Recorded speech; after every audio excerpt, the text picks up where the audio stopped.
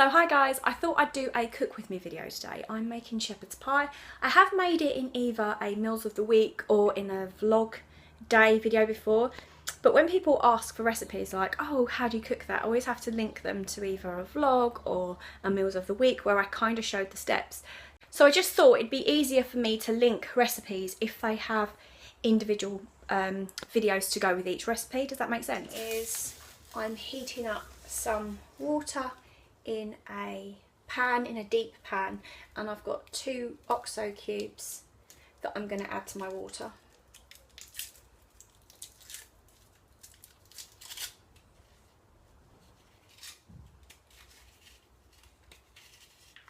I'm then taking my minced beef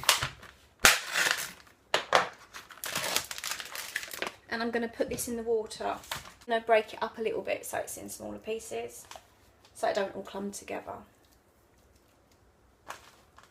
And don't forget to wash your hands. I have already washed my hands.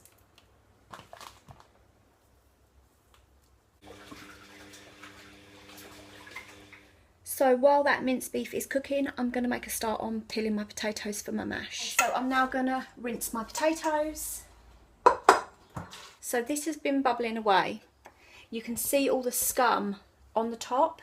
You need to discum it. Now, depending on what kind of minced beef you use, depends on how much scum you have. I think this was like 20% fat, so it's not really fatty. But depending on the fat content of your beef, depends on how much scum you will have. So you basically do that, and then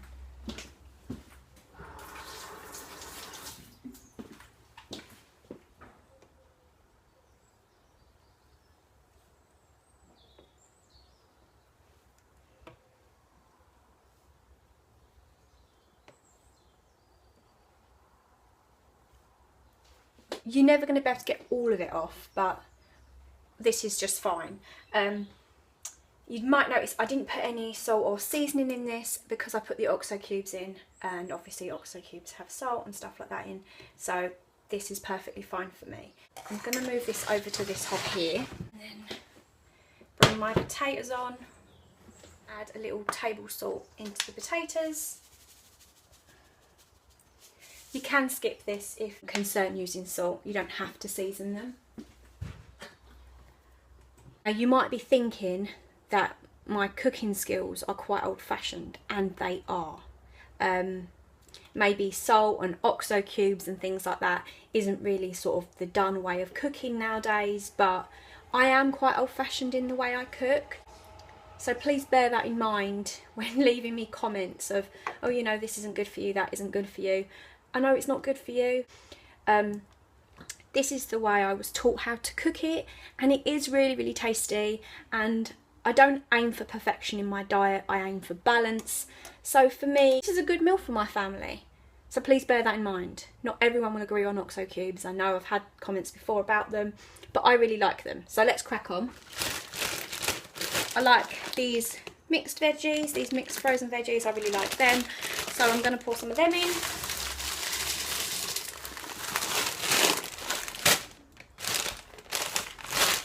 Although it's got runner beans, I do like to add a few more because we love runners. But what I find is they're quite big, so I snap them. So I just snap some more in.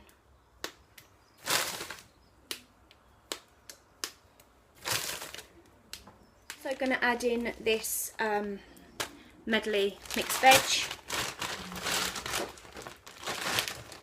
I'm just going to pick out the cauliflower.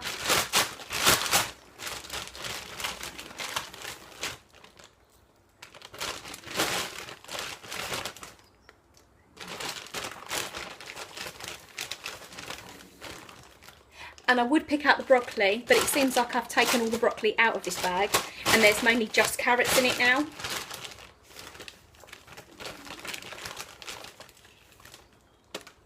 There's a few small pieces of broccoli. See, I ordinarily would use this if I was making it for a roast dinner and that, but because the carrots in here are quite large, I don't want them in, and this one already has really small carrots in it, so that's why I'm not putting them in. But you can pretty much put any veg you want in this. Yep.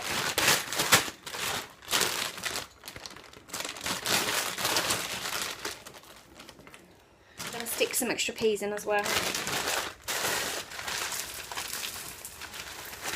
So I'm going to cook this further until the veg soften, and then I'm going to get a clean pair of scissors and I'm going to cut down any big chunks. It's nicer when the veggies are smaller, in my opinion, and it's easier to get the kids to eat it when the veggies is much smaller, especially this amount of veg. So I'm just going to test my potatoes by taking a knife and just push them down, make sure they're cooked. They could do with a few more minutes. When they break apart easy, you know they're done. So just a few more minutes on that.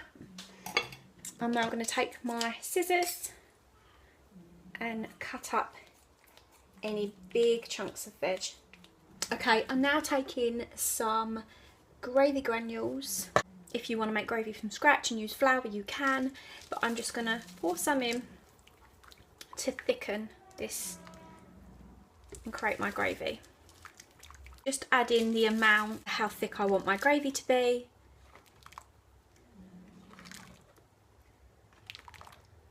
Have to worry about it being so liquidy because we're not going to put this all into the shepherd's pie.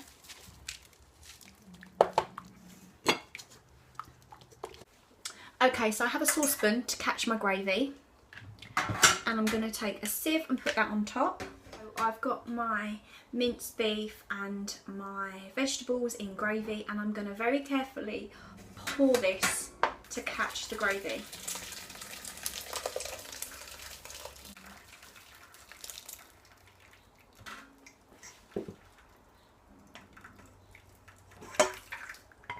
Gravy I'm going to allow to cool, and we'll use this later. My minced beef that I've drained, and I'm going to put it in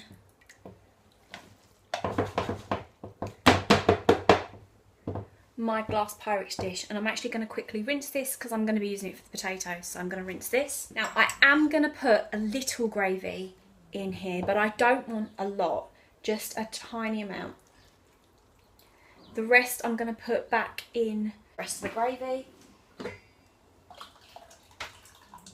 So it's not a very wet mixture, but I find if it's too wet then the pie just sinks. So let me try and show you. It's quite hot. So there isn't a lot of gravy in there. I'm now going to drain and mash up my potatoes. So I am going to add some marge and some milk, but not a lot. Again, I don't want it to be too wet because I don't want it to sink. But I do want to give it that bit of creaminess.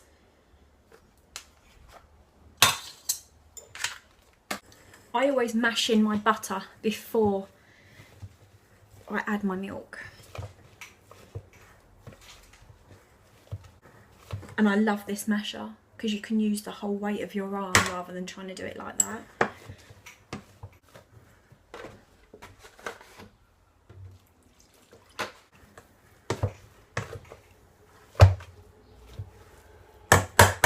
So my other tip to stop the shepherd's pie from sinking would be to use a spoon and to spoon the mash on in little places all the way round, rather than dumping it in the middle and then trying to spread it out.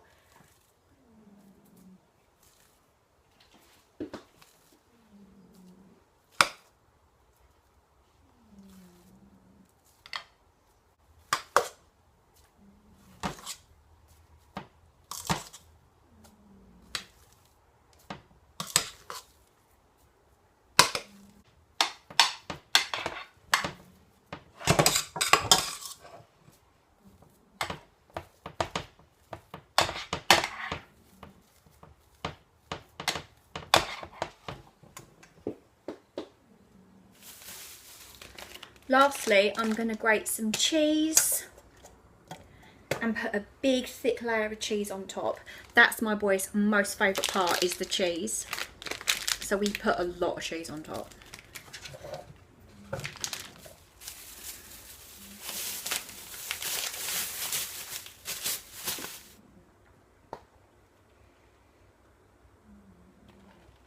So if you wanted to cook this straight away, you could stick it into the oven at around 200 electric, that's 400 Fahrenheit, around gas mark 6, until the cheese is all bubbly and crispy and golden, then you know it's done. I, however, am cooking this in the day, so it's now midday. I'm going to put this in a cold oven. The cheese will slightly melt on top, that's fine. I'm going to allow my gravy to cool on the hob, and then an hour before I'm ready for dinner, I will heat this back up. And I'll come back and show you what it looks like once it's done. So here's the shepherd's pie all cooked and fresh out of the oven. And I've heated my gravy back up. And I'll show you what it looks like once I've plated up.